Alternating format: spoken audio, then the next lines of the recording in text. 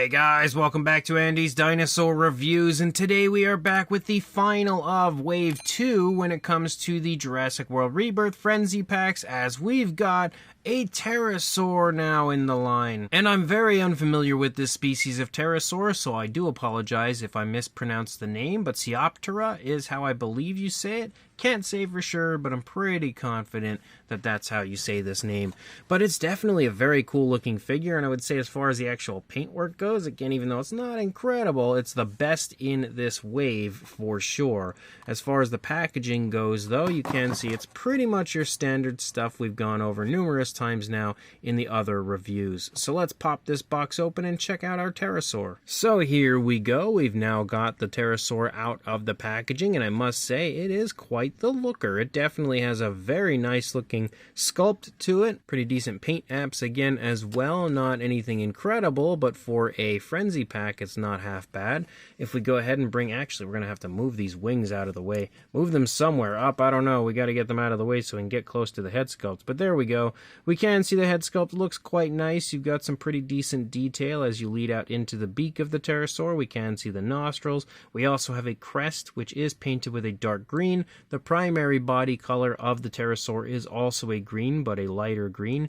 And yep, yet again, we've got green eyes for this figure with black pupils. And I mean, I'm very happy to see black pupils the entire way through, because we know Mattel sometimes randomly will skimp out on black pupils.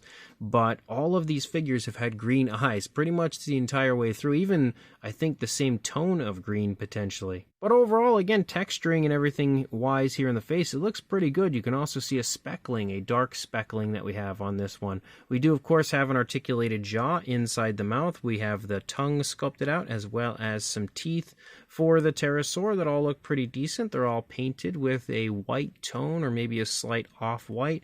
They have the potential for some sloppiness, but it's not too bad. I could definitely see some of the other figures, though. You know, some of the other ones that are out there potentially being a little sloppy as far as that paintwork goes. Maybe a little bit too much paintwork added to them. The teeth I was hoping would look a little better. They kind of look better on this side for some reason. Not really. They just have such a rounded look to them. I guess there's no real way to make the teeth on these figures soft quite yet, but I'm hoping that at some point Mattel figures out a way. The jaw, you can see, doesn't close perfectly. It does kind of open back up a little bit as well, but it's not too bad. Do we have articulation in the neck? No, there's like a ring right there, or a seam. Yeah, it kind of looks like there should be articulation in the neck, but sadly there is not.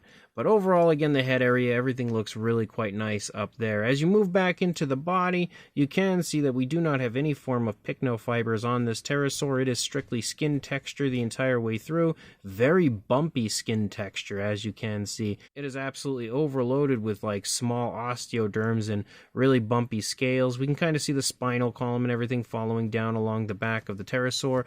And as we move out into the wing, the actual texturing to the wing on this Terasaur might be some of the most textured wings I've seen on a Mattel Terasaur overall. This entire figure just has a really bumpy, scaly look to it.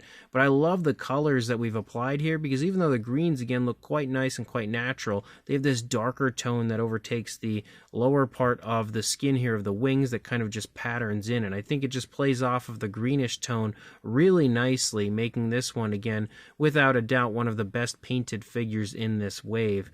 But as you move out, you can see everything looks pretty good as far as the fine detail goes. You can see the fingers up here, as well as the claws, which are of course unpainted. And again, we do have this very nice patterning here, but when you flip it around, you can see the patterning is non-existent on the underside, which is also really quite common when it comes to Mattel. You do, of course, have your standard wing articulation where the wings can go up and down here, and they can definitely swivel. I could see that coming a mile away, so nothing new or different on this as far as that goes. As you move out, you can also see it looks like we've got a swivel in the tail. Maybe. No, actually we don't, although it was slightly misaligned, so it did move a little bit. But we do have the tail as you lead out, which is actually pretty flexible at least. Very cool looking tail sculpt. You can also take note to the fact that we have articulation in the legs, which can go pretty far forward. Obviously, they articulate together, so you can get them up in that nice flying position, and then you can have them land basically so your Terasaur can sort of stand. Not really well, but again, they do look pretty good. They do move pretty nicely. It would have been nice to be able to move them freely, independently, but it is what it is. The actual toes are sculpted pretty nicely. The claws as well. No paintwork, of course, unfortunately. As we move up here along the underside, you can see the skin texture isn't quite as hectic and bumpy as we see on the upper side, so that's a plus for down here. We can also see the stomach kind of sucked in a little bit. Also nicely sized chest for the Terasaur, as well as the throat as you move up here. More of that speckling. And then as you move out here into the undersides of the wings, you can see the skin texture looking pretty good. You can also see all of the different veins and stuff moving through it. And then of course the fax app code if you would like to add it to your collection.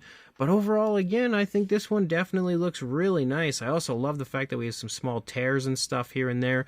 Those really little tiny bits of realism that Mattel will add into their figures from time to time that I am a big fan of. But it's a very nice looking figure, and yep, it's another species I did not have prior to this, so gotta thank Mattel again for giving us such obscure species lately. They are definitely killing it as far as that goes. When it comes to a size on this one, you are looking at a length here on the wings, so a wingspan of about 9 3/4 inches or around 25 centimeters. And then for a length on the body, if I can get a hold of the figure, you're looking at about 5.5 inches or around 14 centimeters. For a size comparison, there is Mr. Papo T-Rex, the Attack Pack Colovosaurus, Robert Muldoon, and the Collect A Human Being next to our Ceoptera. And you can very clearly see that it is pretty much in the standard pterosaur size range when it comes to Mattel pterosaurs in this type of line. And for another comparison to further show you that, here is a standard Mattel Dimorphodon, but actually it does show that this pterosaur is slightly larger, not quite as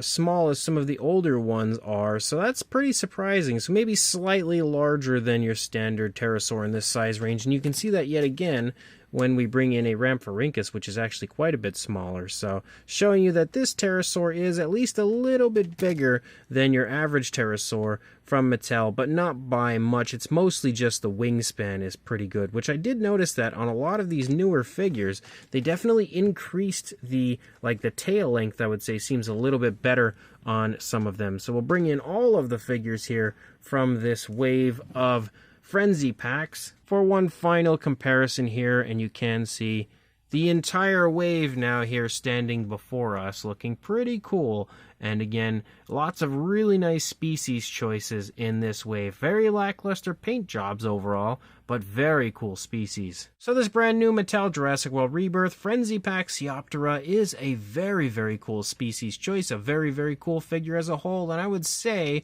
one of my favorites from this line overall, especially as far as the paint apps go. None of the figures in this wave have had spectacular paint apps, but this one just has one of the closer to fully painted looks out of any of the other figures. I just, really wish they'd start painting the darn claws. But the pterosaur does look really cool, definitely very nicely sculpted, very impressive fine detail. How accurate it is, I'm not entirely sure because I'm not super familiar with the species. Again, Mattel continuing to pull out really obscure species kind of throws me off from time to time as far as what I know about them.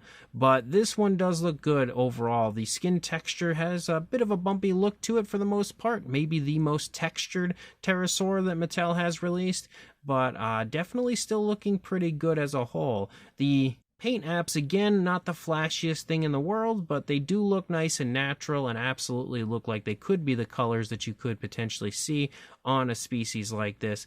And again, it does have a little bit of playability with some fun articulation like you usually have on pterosaurs like this. So again, another very fun figure, definitely one that I highly recommend adding to your collection. So just like with the others, if you are interested, check your local Walmart. If it's not there now, it hopefully will be sometime very soon. And like, comment, and subscribe, and I will see you in the next review. Thanks for watching.